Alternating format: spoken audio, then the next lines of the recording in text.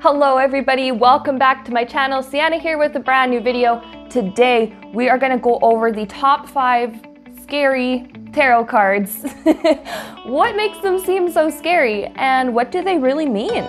Stick around and you'll find out.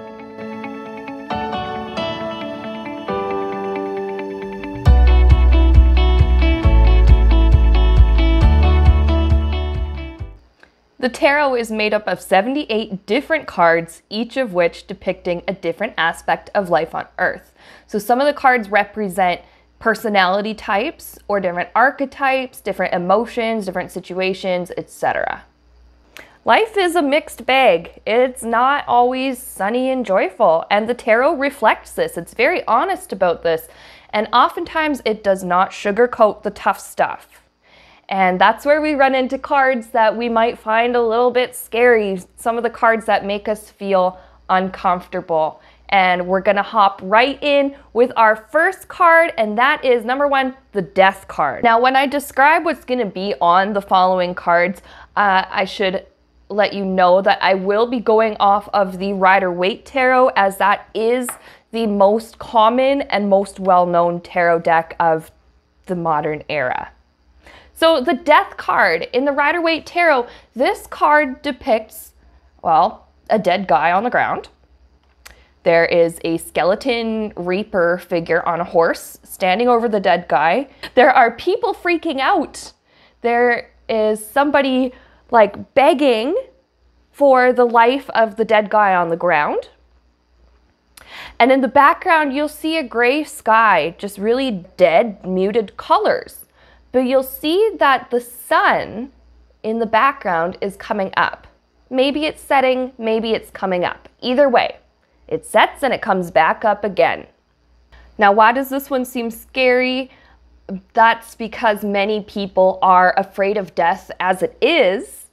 And when this comes up during a reading, the Death card can be quite jarring. A lot of people tend to mistake this card for actual physical death. Now, the presence of the skeleton reaper and some of the skull imagery that you would find on the Rider-Waite's Death card can be really off-putting to some, as both the reaper and the skull are classic symbols of death and grief. And nobody really wants to go there. Everybody else on that card looks really upset, so it must be all bad, right? So what does this card really mean? The Death card represents transition and change. Something ends so that something new can begin. Hence that sunset, sunrise imagery you see on the card. Now, yes, the people on the card look really upset. They do. But they don't realize yet that transformation can be a good thing, even if it is scary or really uncomfortable feeling. So basically, this card does not mean that you're going to die. I mean, we all will eventually, but it doesn't mean, oh my God, you're gonna die next week. No, it doesn't mean that at all. The death is very symbolic. Sometimes we leave behind things in life. It can be friendships, relationships, situations, jobs, whatever, that no longer serve us. And we may not always realize that it can be a good thing to let go of something that doesn't serve us. We might focus on what has ended without having curiosity or looking forward to the new thing on the horizon that might be coming. So basically, change can be good, and the Death card reflects this. The next one that we're gonna look at is the Tower card. And in the Rider-Waite Tarot, this card depicts a black sky, a lightning strike. There's fire, there's a tower falling. Literally, the top of this tower is crumbling. There's destruction everywhere, and there are people falling from the tower. And what makes it seem scary? Well, I mean, the imagery that we just talked about.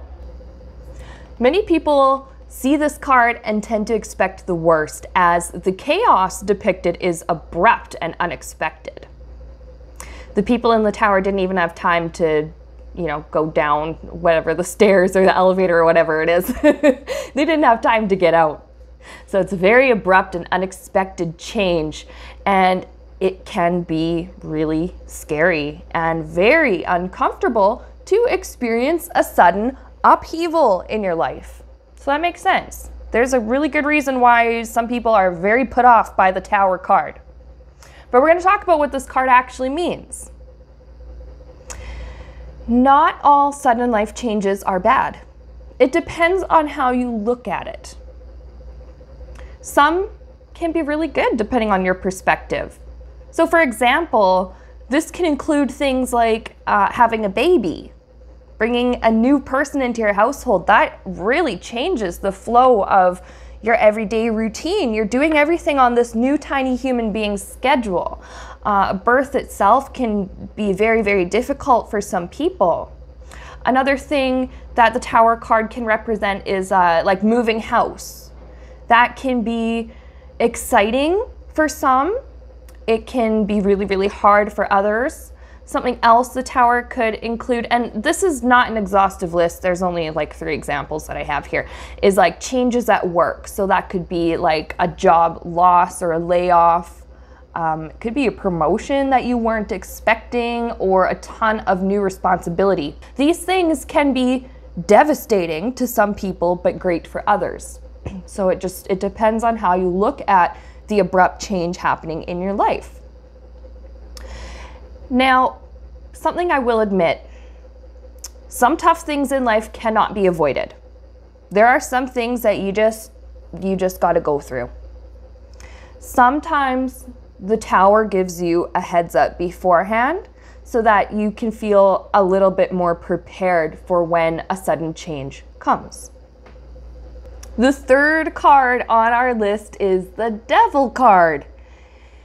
And the Rider-Waite Tarot depicts on the Devil card, there is Baphomet, the goat devil guy. There are 2 people in chains connected to Baphomet. They're often depicted as naked or mostly naked. That symbolizes their vulnerability. There's all kinds of darkness in the background on that card. So why does it seem scary? It's pretty ominous looking. There's a great big old goat devil right there staring at you. And many people are afraid of the devil or the presence of evil in our world.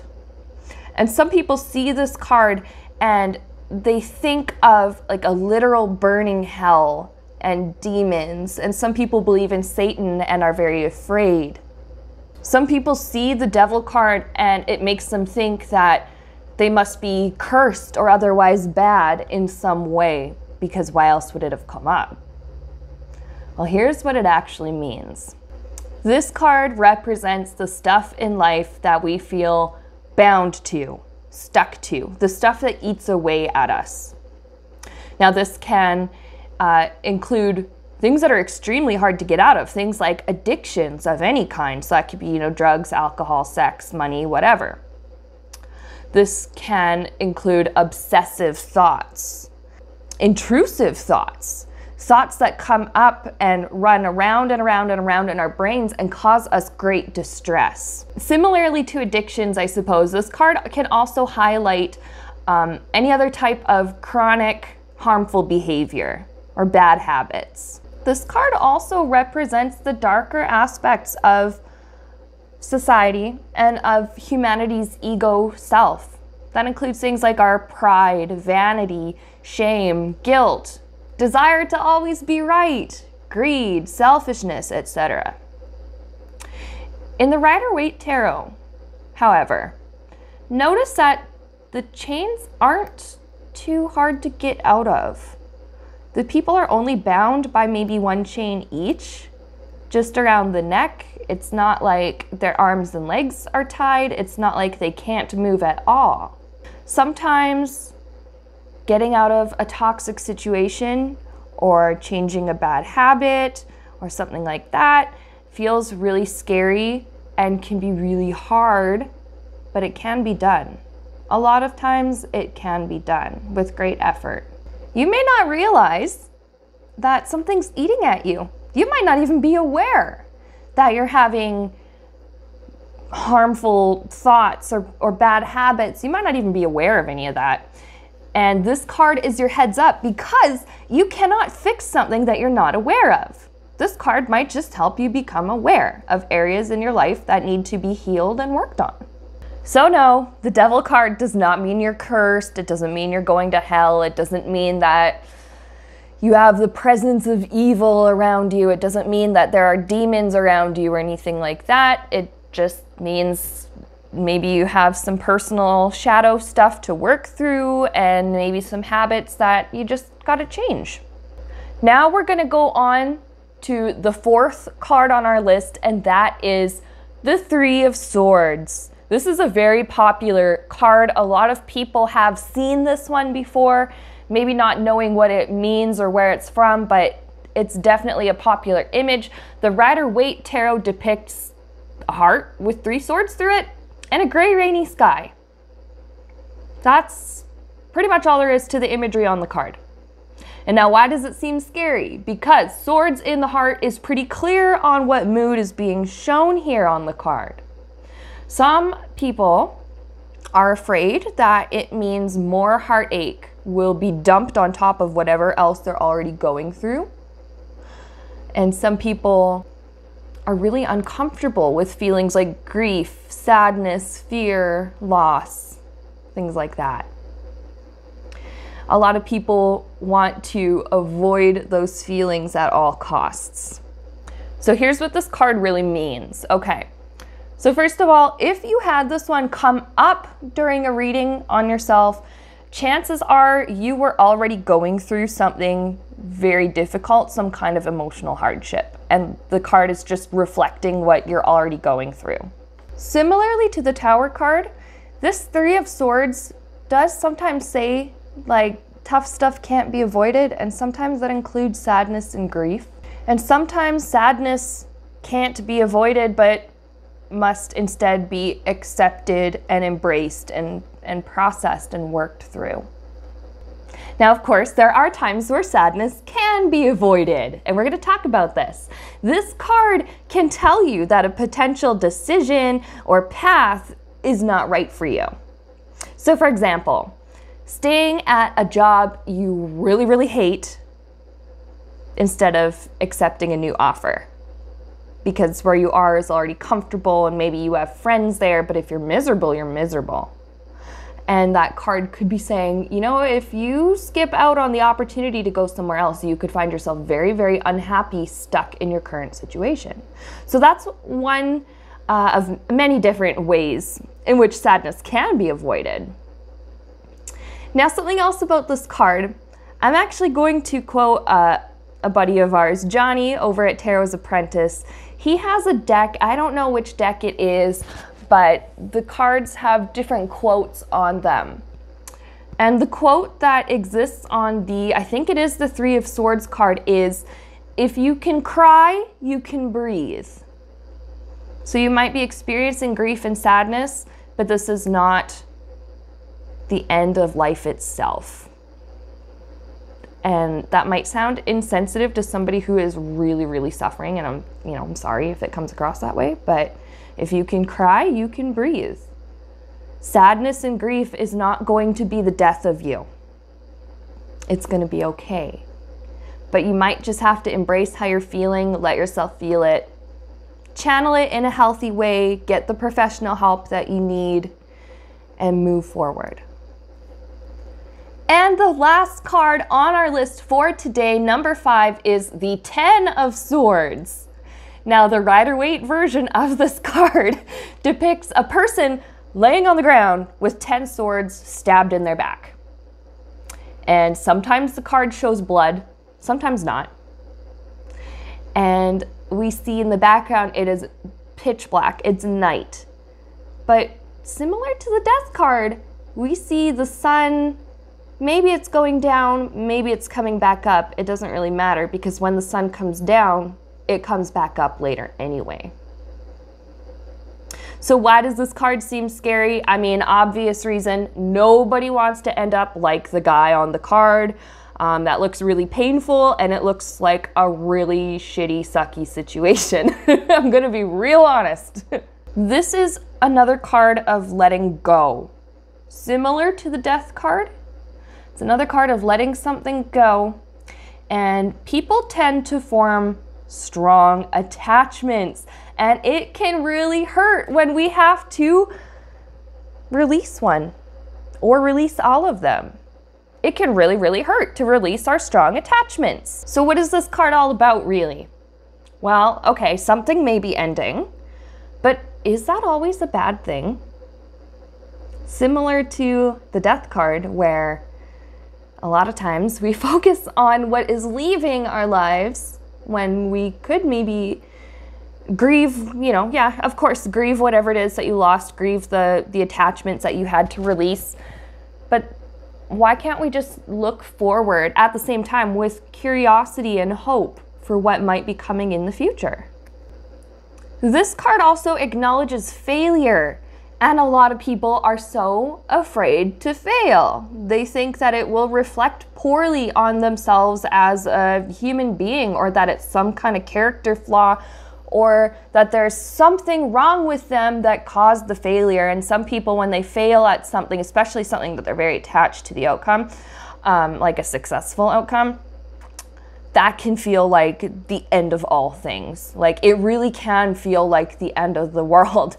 And it really can feel like, what do I do? Where do I go from here? There's nothing left. But while it's really, really painful sometimes to let go of things or to fail or, you know, whatever, the sun on the horizon in this card signifies that life will continue. Like we said, the sun goes down and then it's dark for a while, but it always comes back up. It's a rhythm. That's just the way it is. Life will always move forward, and you have the option of moving forward and getting up and brushing yourself off once you are ready. Some things are easier to move on from than others, and I will acknowledge that. But you always eventually have the option of moving forward. This card just means that whatever you were doing or whatever you're planning, maybe it didn't work out, but that's okay. Maybe it wasn't meant to. Sometimes if we get what we want or what we think we want, we find ourselves very unhappy. Or in a situation that we're just not, I don't know, just not aligned with. And Ten of Swords is sometimes a good card to let you know, like, okay, it's time to let something go, because sometimes, because people have such strong attachments to things, sometimes we don't know when to stop. And this card can sometimes give you that heads up that, okay, it's time to put that to rest. Grieve if you want to grieve, feel however you feel about it, but eventually you're going to have to get back up and move forward. And that's what that card's all about. So I hope that was helpful to you guys. Let me and others know in the comments what you think, your perspective on these different cards. Do you find them scary? Do you not find them scary? Anyways, thank you so much for watching. Remember to like and subscribe to Sienna Rose Metaphysical. Hit the bell icon if you want to get notified anytime that I go live or make a post or upload something. That actually helps my channel quite a lot. Again, thank you so much, and I'm going to see you again very, very, very soon.